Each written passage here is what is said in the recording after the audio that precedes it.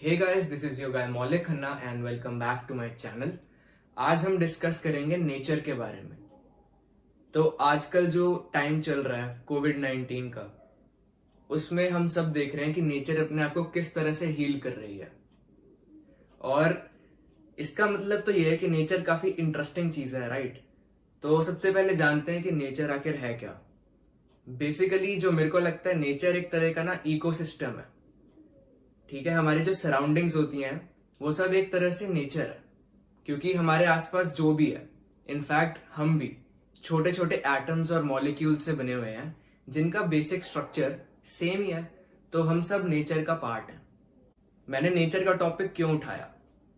Actually मैंने कुछ observe करा, काफी ब्यूटीफुल था। मैंने कुछ बर्ड्स को देखा और आज रियलाइज करा कि एक बर्ड की कितनी छोटी बॉडी होती है और कितने छोटे विंग्स होते हैं, लेकिन वो एयर में उड़ पाती है और उड़ते हुए अपने विंग्स को बार बार फ्लैप करती है। तो देखा जाए तो उसको कितनी ज्यादा एनर्जी चाहिए होती होगी।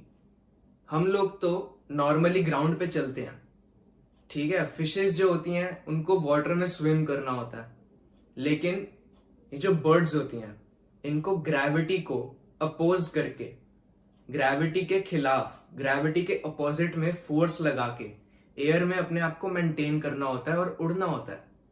ऑल्दो इनके पास लेग्स होती हैं, लेकिन इनका मोस्ट ऑफ द टाइम जो होता है एयर में निकलता है। तो मेरे को ये चीज बहुत इंटरेस्टिंग लगी कि हमारी इतनी बड़ी बॉडी है, लेकिन हमारे पास इतनी एनर्जी नहीं है एज कंपेयर टू वो छोटी सी बर्ड जिसकी डाइट भी हमसे बहुत कम है, लेकिन वो एयर में कितना ज्यादा उड़ पाती है, इतनी ज्यादा एनर्जी और वाइटैलिटी होती है। तो ये सब आखिर पॉसिबल कैसे है? इस बारे में मैंने सोचा और मेरे को रियलाइज हुआ कि जो हमारा एवोल्यूशन है वो एक सिंगल सेल के साथ स्टार्ट हुआ था ओशन के अंदर। हम जो इस धरती पे आए थे, हम एज अ सेल आए थे, वो भी ओशन के अंदर। धीरे धीरे उस ओशन में वो एक सेल 2 में डिवाइड हुआ, 3 में डिवाइड हुआ, और ऐसे ऐसे करके धीरे धीरे फिशेस वगैरह फॉर्म होने लग गई। उसके बाद जो सेल थे वो ग्राउंड पे आने लग गए, तो ट्रीज और एनिमल्स बॉर्न हुए। इसके बाद इन एनिमल्स ने अडेप्ट कर लिया और ये हवा में उड़ने लग गए। तो बेसिकली ह्यूमंस और बर्ड्स में क्या फर्क है? हमारा एवोल्यूशन डिफरेंट है, लेकिन हम आए एक सिंगल सेल से ही हैं, राइट? हमारे भी जो बहुत पुराने एंसेस्टर होंगे या हमारा जो बेसिक बायोलॉजिकल स्ट्रक्चर है वो भी बर्ड्स से मिलता है, क्योंकि हम दोनों ह्यूमंस एंड बर्ड्स एक ही चीज से आए हुए हैं। तो आखिर फर्क कहां जाता है? बर्ड्स में भी वही सेल है और हम में भी वही सेल है, बस फंक्शन अलग अलग है, राइट?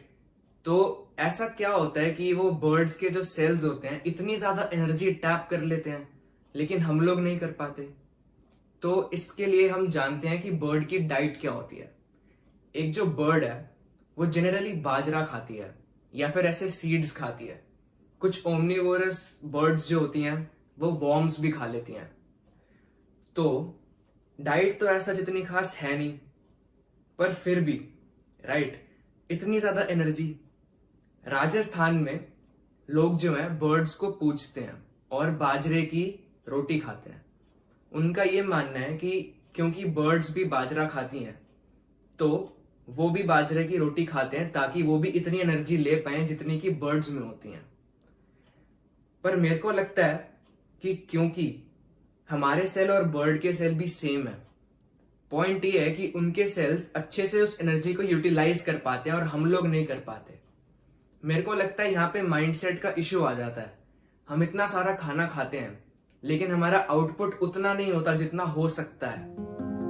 तो जो चीज मेरे को सीखने वाली लगी इस छोटी सी ऑब्जर्वेशन से, जो मैंने आज सुबह देखा, मेरे को लगता है कि अगर हम बिलीव करें कि हम एनर्जी का और अच्छे से यूज कर सकते हैं, हम एनर्जी को और अच्छे से यूटिलाइज कर सकते हैं, तो बहुत वंडर्स हो सकते हैं। मैं ये नहीं कह रहा कि हम उड़ने लग जाएंगे, बट ऑब्वियसली हम जो एनर्जी गलत चीजों में वेस्ट कर देते हैं, ठीक है, हम उस एनर्जी को बचाना सीख लेंगे, उसको कंजर्व करना सीख लेंगे और उसे राइट डायरेक्शन में लगाना सीख लेंगे।